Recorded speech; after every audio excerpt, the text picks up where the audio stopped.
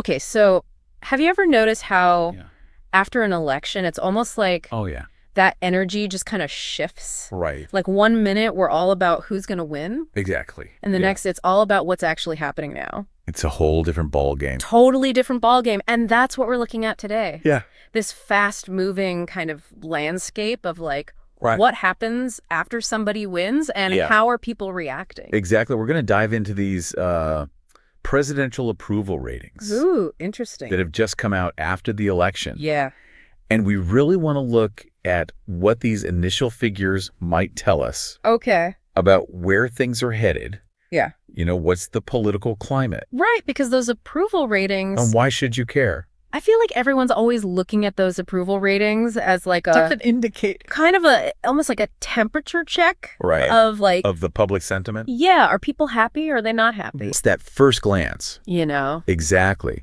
And what's really noteworthy about this particular set of approval ratings Okay. is where this new president stands in recent history, Okay. at least according to what we're looking at today. Now, remind me, where are we pulling this analysis from? So we're taking a deep dive into a YouTube video from the Ring of Fire. Gotcha. And they start off with a pretty striking assertion that really sets the scene for the whole conversation. Okay, lay it on me. Well, you know, it's like clockwork. A new president steps into office. Right. And boom, everybody wants to know. What's the approval rating? What's that approval rating? Right? Right? It's like that first Everybody wants to know. peek into how the public is feeling. You know, back in the day when you would call Oh, yeah. like a radio station or something like that Right. to like vote for your favorite song? Exactly. This is like the political version of that. It really is. It's an early indication of, you know, the public's confidence in this new administration. Right. And what the Ring of Fire points out in their video is that current polling data suggests Okay. this new president has the lowest approval rating we've seen in over 80 years. 80 years. 80 years for a newly elected president. That's a lot of presidents. That's a long time Yeah. to be at the bottom of that list. Oh, for sure. Okay? And they're saying 80 years, but isn't there kind of a caveat there? There is. Yeah, they do mention an asterisk Okay. about how reliable that polling data from way back when might be. Yeah, makes sense. The further back you go, the less Right. reliable things are. Yeah, polling has certainly changed. You're right, for sure. But even with that, you know, historical context, Yeah. the point they're making is pretty significant. Right. This individual could potentially be the least popular newly elected president In U.S. history. in modern U.S. history. Okay, so we've got this big claim Right. that this is like the worst rating Yeah. in 80 years. Potentially. Okay, but now let's actually look at what those numbers are. Okay, so let's dive into the specifics. What are these early polls saying?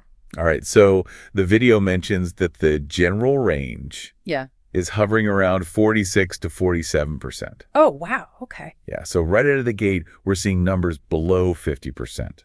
And normally, Which is pretty interesting because there's like a honeymoon period. yeah, right? you typically see a little bump in those early days. Everyone's like excited there's a new person in office, Yeah. and then it's downhill from there. And then reality sets in. Right. But starting below 50%, Yeah.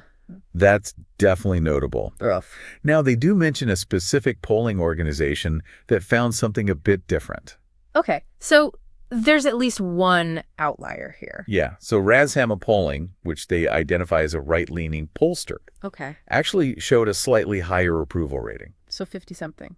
52% to be exact. Okay. So we're not talking a huge difference. Not a huge difference, but still, Still notable that it's above 50. right, it shows that there is some variation, Right. depending on who's doing the polling. And how they're wording the questions Yeah. and all that kind of stuff. Now, here's the thing. Even with that more favorable number from ResM, Okay. there's a trend that the video points out that I think is pretty important. All right. What is it? So even their own numbers show a 4-point decrease in the president's approval rating, Oh, wow. just in the week leading up to when this video was released. Oh, so even in that short time span, Yeah. it's going down. It's trending downwards. Okay. So regardless of which poll you're looking at, It's not looking great. the early picture isn't so rosy. No, So that kind of paints a picture it really does. of what the initial public reaction has been. Right. And speaking of painting a picture, Yes. the source video includes this little tidbit that they call a fun fact. I love when they do that. But I think it actually adds a lot of context Yeah. to this whole situation. It's a good one. Okay, so tell me, what is this fun fact? Well, it's a historical comparison Okay. that I think is really interesting. Okay. They highlight that the previous record Okay. for the lowest approval rating for a newly elected president In the last 80 years. in the past 80 years was held by. was actually held by this same person back in 2017. No way. So essentially, So they've beaten their own record they've managed to surpass for unpopularity. their own previous record Yeah. for low initial popularity. So that's got to be, That's something. that's some kind of record. It's pretty unprecedented. Yeah. And I think it suggests a pretty consistent pattern Yeah. in how the public initially reacts To this person. to this individual taking office. Okay, so we've got these numbers. Right. We've got this fun fact. Right. But I want to know, Yeah. what does the video say about all of this? Right, Like, great question. how do they interpret these low approval ratings? So the video really digs into some possible explanations for these numbers. Yeah, because that's the thing. Like, And their interpretation why are the numbers so low? centers around this idea that the president's actions since taking office Yeah. aren't exactly a surprise. Right. They argue that these actions align really closely with what was promised during the campaign Okay. and with the policy plans outlined in what's called Project 2025. Project 2025. Now, I'm not familiar with that. That's okay. So Project 2025, it's basically a bunch of policy recommendations and strategic goals Okay. developed by conservative organizations. Gotcha. So basically, And it lays out a pretty detailed agenda.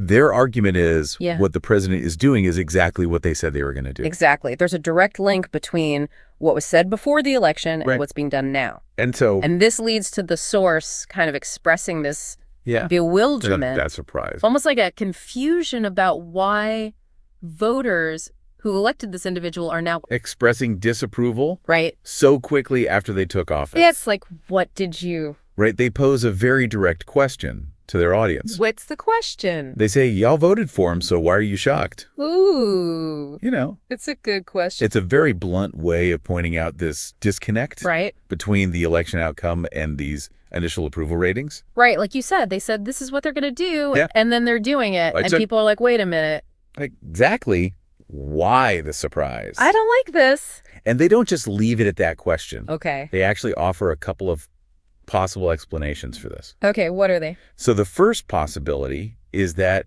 maybe some voters didn't really believe Oh, so they thought it was just like campaign promises. that the president would actually follow through on all those promises Oh, right. that were made during the campaign, They're all talk. right? Maybe there was some skepticism. No action. That campaign talk wouldn't actually turn into action. Interesting. The second explanation they give is that maybe a good chunk of voters just weren't fully informed Oh, about what this president's detailed policy plans were. so they weren't really aware of Project 2025? Exactly. Yeah. Like they maybe didn't know about Project 2025 or just the broader political agenda. Right, they didn't do their research. Right. Yeah, You know, people are busy. right.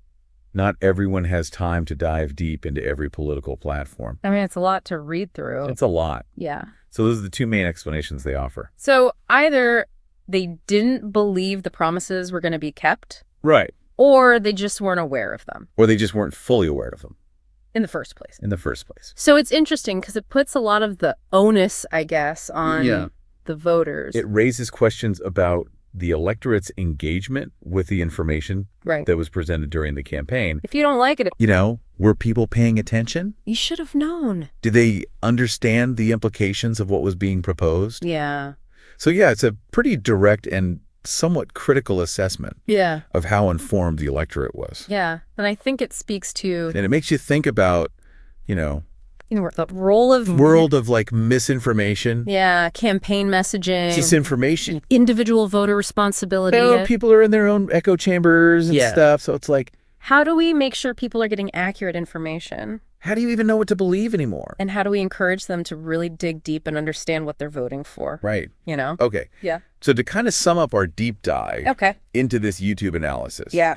what we're seeing is that according to this source, Right. this newly elected president Yeah. is facing some of the lowest approval ratings Historically low. right from the get-go. Yeah, right from the start of their term. And they're even lower than their own record from 2017. It's pretty remarkable. Right. You know, And the video really makes us think about why. it- Like, are voters really surprised by these policies? Is it a surprise or That are being put in place? or does it point to this bigger issue Or was it all out there? of public awareness? And people just weren't paying attention? Right, Are we really understanding Yeah.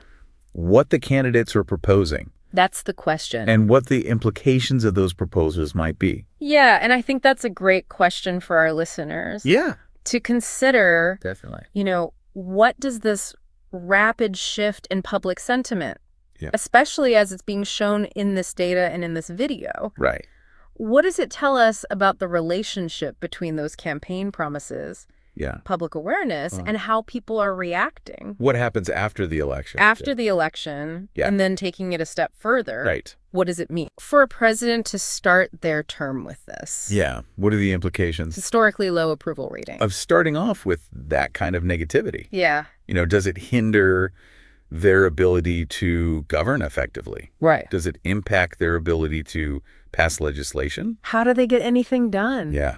It's really interesting to think about. It's a lot to unpack. It is a lot to unpack. And hopefully this deep dive Yeah. has given our listeners some food for thought. Some perspective Yeah. on this new administration. On where things stand Yeah. in these early days. Yeah. It's definitely something to keep an eye on. Absolutely. All right. Thanks for joining me on this deep dive. It's been a pleasure as always. I'll see you next time. See you next time.